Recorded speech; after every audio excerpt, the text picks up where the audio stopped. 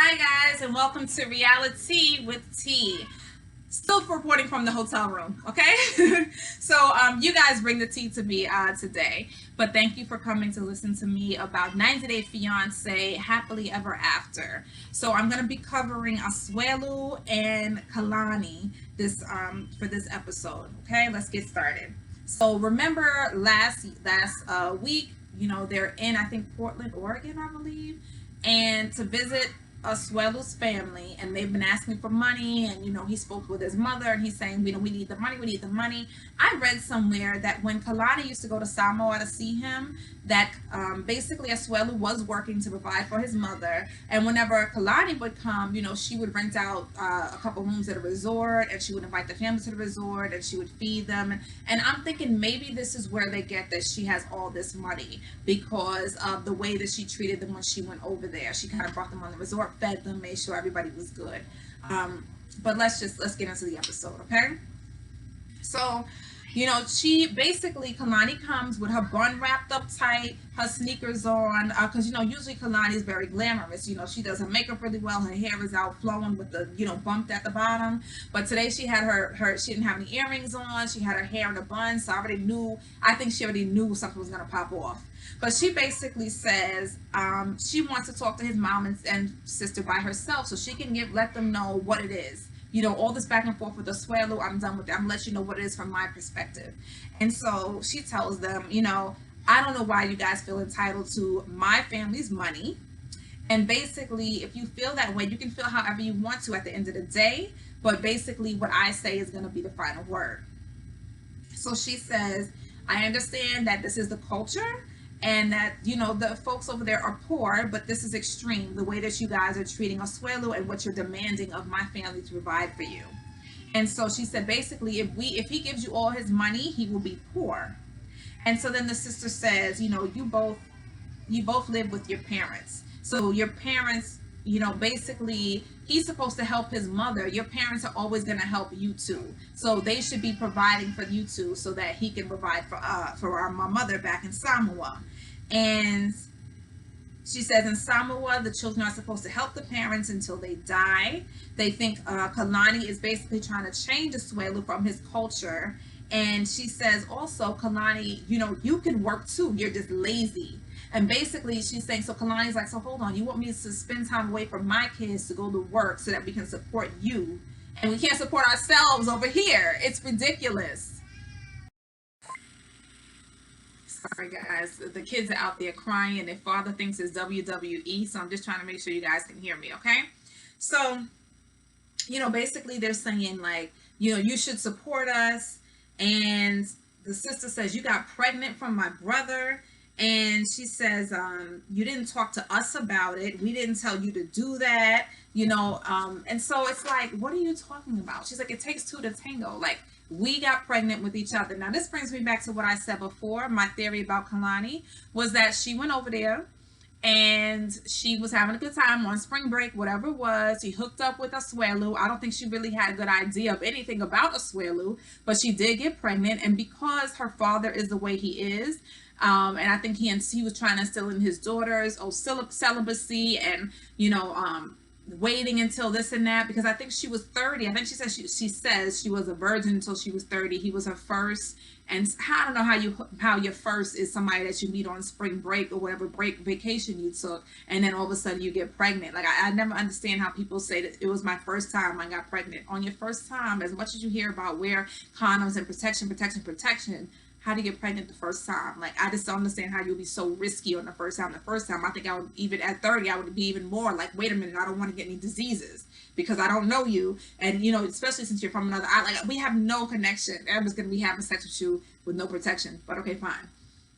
So I think because of the way that the father has wanted his girls, no sex before marriage, whatever it is he told them, she was so ashamed that when she found out she was pregnant, she had to say, oh, I fell in love with him, we planned to get married. She brought him over and she had no idea any of this was a part of it. I think that's what happened. I think that she thinks he's a nice guy. I don't see her being in love with him. I just see the levels of communication between them is so different. I think that it's so difficult for them to communicate anything about anything. He's over here, he's not doing anything, he's unable to do much. And I think that I think she's embarrassed. I think she doesn't want to seem as if she's a failure to her family, because right now she's struggling. She don't have a job. They're both living with her parents. Every day her parents are seeing him treat you the way that he does, which is when he gets upset, he lashes out. He doesn't know much English, but he damn sure knows how to curse her out and call her crazy when he needs to. So I don't think that she ever wanted to really end up this way, and she did it just to keep appearances. Okay. So, she even goes to the camera. I think she said they act as if he's this amazing. No, she said you act like he's an amazing catch, but they're the ones asking for money. You know what I mean? He doesn't have any money, but like as if I trapped him in order to have him come back as my husband, but he had nothing to offer me. So you should be happy that I loved him, as poor as he was, that I just loved him just because of who he was. It had nothing to do with money. And remember, you're the ones asking me for money. So how are you trying to say I trapped him for anything else other than love, right? And so, the sister at some point says, you're half Samoan, you're half Caucasian. And she says, well, that blood allows me to tell people to shove it. I like Kalani because she's not backing down from these folks, right? And so the mother, I believe, she said, Asuelu will obey you. I don't know. She says, I want to take him back to Samoa basically so that he can basically work to take care of me. And so the sister said, why don't you guys divorce or get a separation? I don't even know how we got to this point. I don't know why the mother talks about Asuelu as if he is her slave, as if what if she didn't have him? God forbid, what if something happened to him? Like, you're telling me his only purpose in this world is to serve you? She acts as if he doesn't have, to basically just support you. She acts as if he doesn't have kids, he doesn't have a wife. I can even understand if you want to disregard the wife, but what about his kids? He should just abandon his kids to come over back to Samoa to work to make money to give to you. It just sounds really sick. At one point, the mother says, you know what, Kalani, I don't care about the kids. I just want him to come back and support me. I just want the money. I'm hoping that wasn't a voiceover out. I'm hoping that it wasn't bad editing. Or maybe I'm hoping that it was a voiceover and that it was bad editing, because that's an awful, the most ridiculous thing to have a grandmother ever say about her kids. And if I did have anybody, if I knew anybody or if my kids' grandparents said that about them, I'll be like, yeah, okay, you'll never be around them again. Because if you tell me you don't care about them, what can you do to them? How much are you going to be caring about them if they're around you? So nope, I would dead that real quick. But honestly, they don't seem like they're really interested in being around the grandkids. They never ask about them anything. So the sister said, I don't like you. Kalani doesn't care. She said, then the sister acts like she's about to fight her. Kalani at one point, I guess she just says, I'm over this. You guys are clowns. She starts walking away, never turns around. And the sister kind of jumps at her as if she's going to fight her. And it seems as if the mother's holding back the sister from doing what? As Kalani was face to face with you for mad long, you didn't jump. You didn't try to fight her then. This is all a show. You're not about to fight her now, right? So she goes back and she goes to tell Asuelu what happened. She said, I'm ready to get the heck out of here, right? He says, what happened? So she tells him some of the things that the parents say. He said, oh, that's really bad. That's worse. That's really bad. Worse than I thought it would be. Oh, wow. So when she tells him that the mother says, I don't care about the kids, he says, well, they took it from like a level 1 to like a level 17. And then he says, well, he's wondering if it was a misunderstanding. Is Kalani misunderstanding something that they said? Maybe she's thinking that they're meaning something and they said it a different way, the whole thing. I don't think so, but okay, that's what he thinks. And so Kalani says, we wasted money coming here. Your family, they're assholes. And so then that's when he says, don't call my family assholes. Don't call them that. She says, well, they're acting like assholes. Again, don't call them that. So then she says, your sister was acting like she was going to fight me. I would knock her out. And so he starts saying, you really think, he goes from listening to everything ridiculous his parents have said about she and the kids to, you really think your sister, you can knock out my sister? I don't think so. So then it becomes a conversation of who can beat up who. And so she says, now we're talking about who can beat up who. This is ridiculous. And so she says, your sister is like 4'11". She wants to come fight all of this. If she even touches a molecule on my body, I will knock her out, right? And so Asuelu says, oh, no, you're not. And so she says, I'll beat you up, basically. So he didn't like that part. He said, he starts laughing a little bit. No, you won't. And so she says, listen, I'm not talking in circles with you. I'm done with this. And then I think she walks out, and he calls her a crazy, you're an asshole, you're an asshole, you're crazy. And he keeps saying over and over, you're so crazy, you're so crazy. It's a weird interaction. It's a weird direction that the conversation went. I would, being that already that she was heated, hot and heated and ready to fight whoever. And then for him to communicate with me like that, and then for him to, she thinks to begin it in the beginning, he's on her side, then he jumps on his family side, it would just be so frustrating for me. So I don't even know how she keeps it together. I understand why she walked away, because I'm like, I'm so over this entire family, this whole situation. The fact that she has to deal with this elementary, childish BS, and she has 2 kids to think about is quite ridiculous.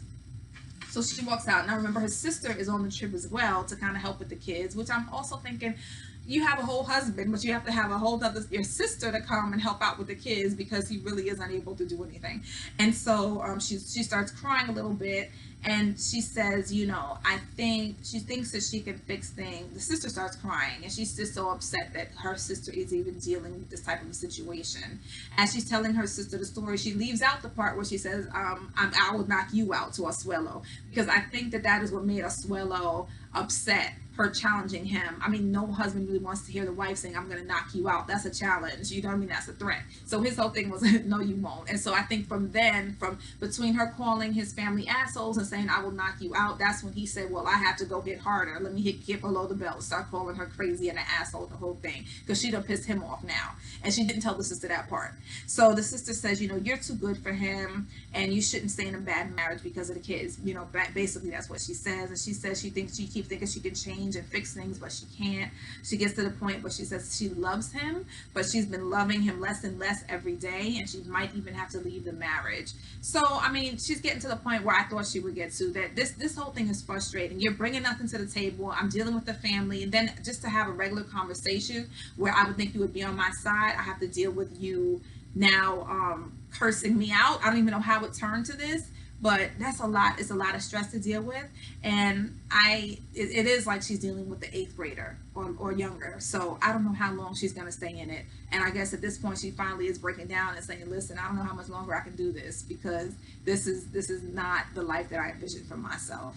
So we're going to see where this goes with Kalani and Asuelu. Leave me your comments in the comment section, like and subscribe, and please join Reality with T again. Hope to see you soon. Bye-bye.